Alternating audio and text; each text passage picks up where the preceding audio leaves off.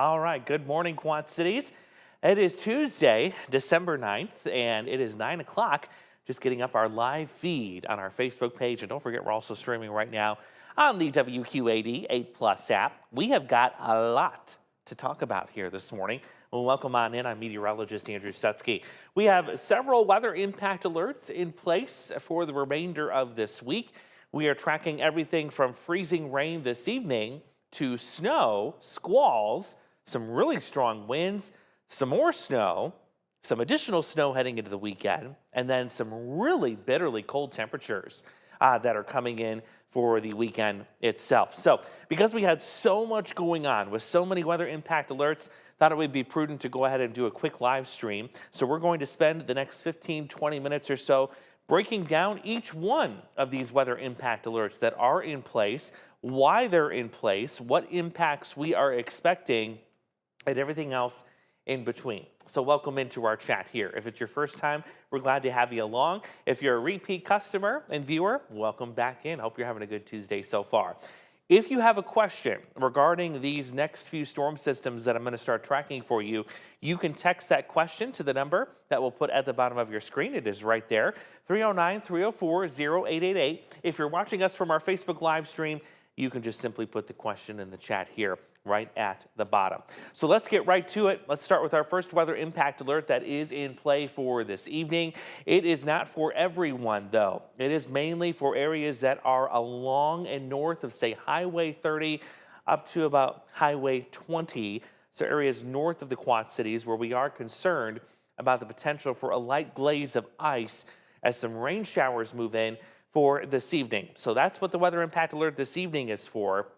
That brief period of freezing rain, that will certainly cause some delays and some issues if you're going to be traveling during the evening commute. The rest of us, if you're south of that region, including right here in the Quad Cities Metro, Muscatine, Sterling Rock Falls, through Princeton, into Galesburg, and also down to Burlington, this will be an all-rain event. And I'm going to show you exactly why we're concerned about the freezing rain threat in the north versus the freezing rain threat in the south in just a moment.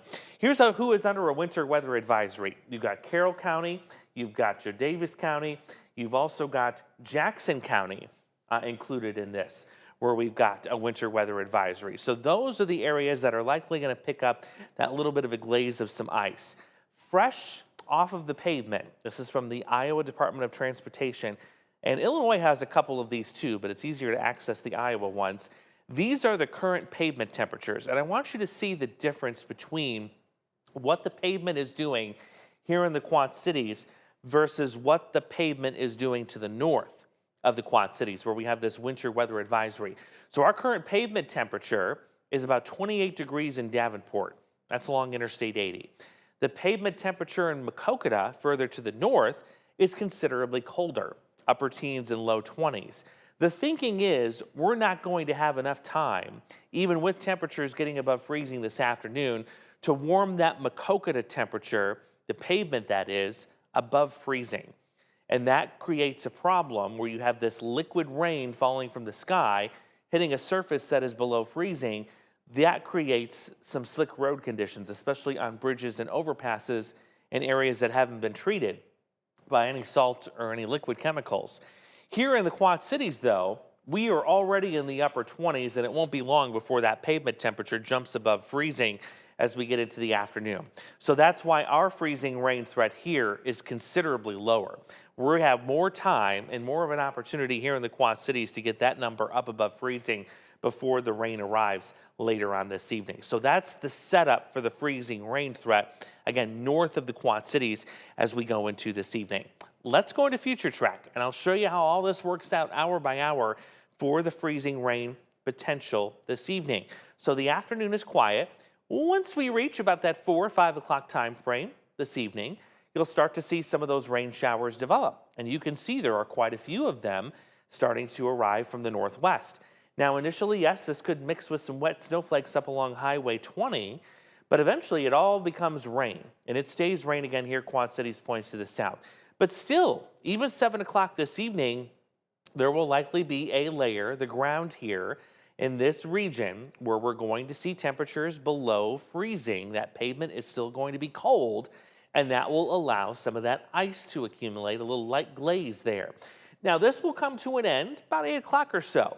And what we'll be tracking for tomorrow morning, which requires yet another weather impact alert, is what you're seeing right there.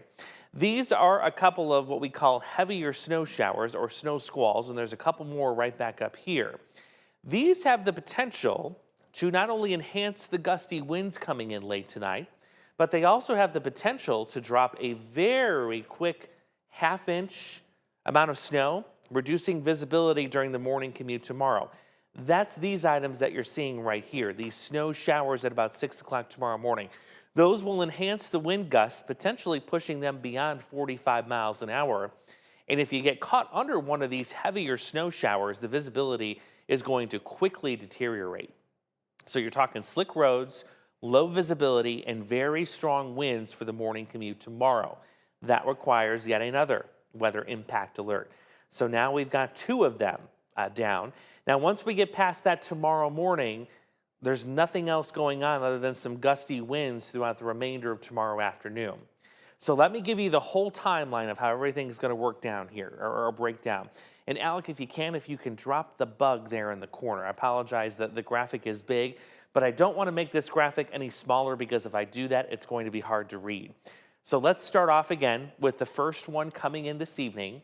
That is for the freezing rain as we go to the north of the Quad Cities. For the rest of us, it's just rain. As we go into later tonight, early tomorrow morning, thank you, Alec, for doing that. Early tomorrow morning, it's the strong wind gusts, again, that will potentially exceed 45 miles an hour, and then those snow showers that could become snow squalls. And by snow squall, I mean a very heavy band, quick-hitting band of snow that makes for messy roads and very low visibility through the morning commute tomorrow. Then we get rid of that weather impact alert. We just have some gusty winds for Wednesday afternoon. And throughout the afternoon, those winds will be decreasing. We're still going to see 30-plus mile-per-hour gusts, but the opportunity for 50-plus mile-per-hour gusts is limited to just the early morning hours. So lighter winds as we go into the afternoon. We're going to continue to see a break into Thursday morning, so nothing going on here, very quiet. But once we get to Thursday evening, through Thursday night into Friday morning, we're talking about another round of snow coming in. Now, this is not going to be heavy snow. Early estimates right now, perhaps 1 inch to 2 inches of snow. The problem is this is coming in right before the morning commute on Friday. So that means we're going to have some messy road conditions likely to deal with on Friday morning. So we have another weather impact alert in place for that potential. Then Friday afternoon, you guessed it, we're going to catch another little break. And then right on the heels of this storm system comes a more potent and a more stronger storm system for Saturday. That will bring snow starting as early as later Saturday morning, continuing through much of the afternoon and the evening. Yes, there is the potential that we could see several inches of snow. Imagine that, Saturday, snow again for that system on Saturday. So we have a weather impact alert in place for Saturday for the snow potential. Then that weather impact alert will continue Saturday night and throughout much of the day on Sunday because of this right here. Very low wind chill values are expected. How low are those wind chills going to go Saturday evening through much of Sunday? We're talking as cold as 20 to 30 degrees below zero. I have another model this morning, the European model, that is pushing wind chill values even colder than that. Let me show you what that looks like. So let's go to our wind chill tracker, and we're going to start this off with Friday night. So this is 10 o'clock Friday night, not too bad, not bad at all. A little uncomfortable, but not dangerous. It doesn't get dangerous until we get to Saturday afternoon and especially into Saturday evening and night. Watch how these numbers just crash. And this is especially going to be true if we can get at least a few inches of snow on the ground. That further enhances the cold. It makes the wind chills and the temperatures go lower. So that remains to be seen. But again, this is the potential of what we're talking about Saturday night into early Sunday morning. Look at some of those numbers. That is just awful. 30 to 34 degrees below zero. Look at this as we go to 8 o'clock Sunday morning. That's when a lot of us are getting ready to head to Sunday services.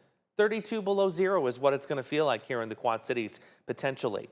36 below in Clinton, 33 below in Galena. That is some really nasty stuff. That is frostbite, ladies and gentlemen, in 20 minutes or less if you are outside with exposed skin.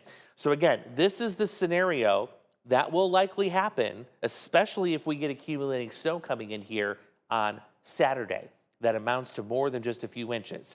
It refrigerates the air even more, makes it even colder. It also amplifies the winds as well. Let me take you through our extended version of Future Track so you can see this visually, again, the snowmakers. So this is what's coming in this evening. It's rain here in the Quad Cities points south. The further north you go, it's a little bit of a freezing rain event. Then that transitions to snow showers tomorrow morning. Now let's fast forward to Thursday's system. It's another what we call clipper system that's going to be coming through.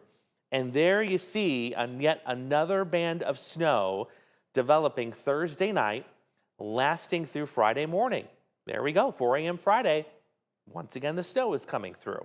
Then that moves off to the southeast, and we track yet another clipper system coming in on Saturday morning. And here we go with another band of snow that is going to hang out for much of the day on Saturday. And that band of snow could potentially be intense at times. Low visibility, several inches of snow possible. Again, too early to discuss amounts. But I can show you this early in the game where the heaviest snowfall totals are likely going to lay out. Now, this is the accumulated snow for today all the way through Sunday morning. So this is not just Saturday alone.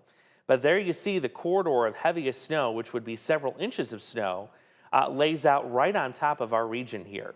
So that's why our cold is going to be further enhanced as we go into the weekend, and we're likely going to see those bitterly cold wind chills coming in as that system departs. It is going to be nasty. So our 8-day planner, our 8-day tracker, it's kind of messy right now. It's almost overwhelming to look at, I know. So that's why I'm breaking down all of this day by day so you can see what each individual impact is. You can see we've got the red bar tonight for the freezing rain, tomorrow morning for the wind and the snow squalls. We've got the red bar for Friday morning for that accumulating snow that's going to make roads slick. We've got the red bar for Saturday for more accumulating snow that's going to cause difficult travel. And then we've got the red bar for Sunday morning for those dangerously low wind chill values. So there's a lot of impactful weather to track for the remainder of this week. I know it's a lot to sort out, but I really hope that that little bit of information that I just gave you really kind of uncomplicates things and lets you see exactly what we're going to be doing here day by day. And that's how we're going to treat this. We're going to take this day by day. Each day, we're going to focus on that day's impacts. And yes, we'll continue to track what's going to follow that. But of course, we really want to focus on the near term. What's going to be the most impactful in the near term, the one that we have the most information about, the one that we have the most clarity about in terms of what those impacts are going to be.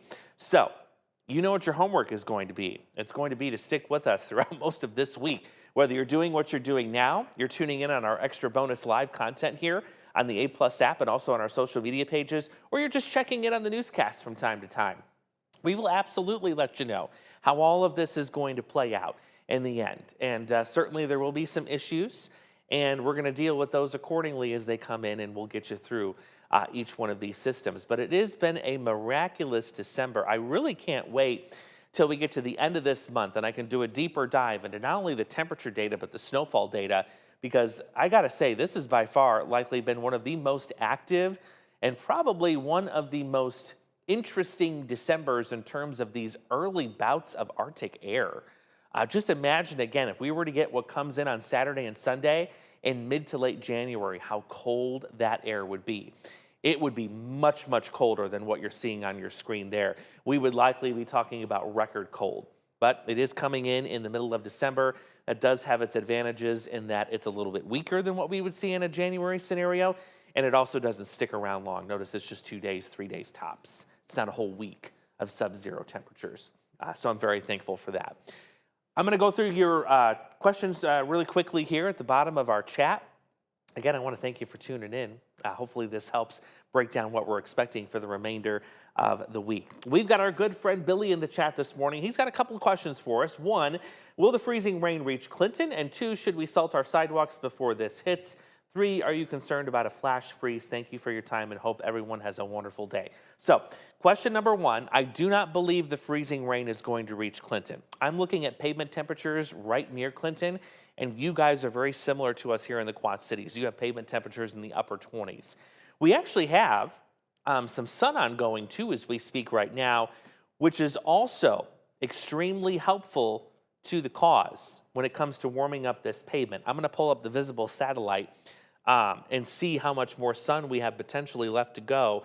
It's not going to be a lot because what I'm seeing, and now that the sun is up, we're kind of putting this into motion, it's a little easier to see. There is a deck of clouds here just to our northwest that's going to continue to sink to the southeast. So that will take away that sun energy that we would normally get, and we're getting a little bit of it this morning.